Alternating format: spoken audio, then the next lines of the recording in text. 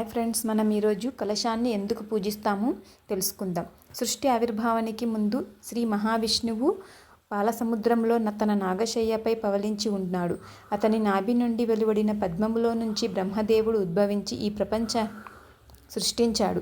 కలశములోని నీరు సర్వసృష్టి ఆవిర్భావానికి ప్రథమ జాతమైన నీటికి ప్రతీకగా నిలుస్తుంది. ఇది అన్నింటికీ జీవనదాత. లెక్కలేనన్ని నామరూపాలకి, జడ పదార్థముల మరియు చరించే ప్రాణుల యొక్క అంతర్గత సృష్టికర్త. ఈ ప్రపంచంలో ఉన్నదంతా సృష్టికి ముందుగానున్న శక్తి నుంచి వచ్చినది, శుభప్రదమైనది. ఆకులు, కొబ్బరికాయ సృష్టికి ప్రతీక. చుట్టబడిన దారము సృష్టిలో అన్నింటికీ బంధించే ప్రేమను సూచిస్తుంది. అందువల్లనే కలశం శుభ సూచకముగా పరిగణింపబడి పూజింపబడుతుందని.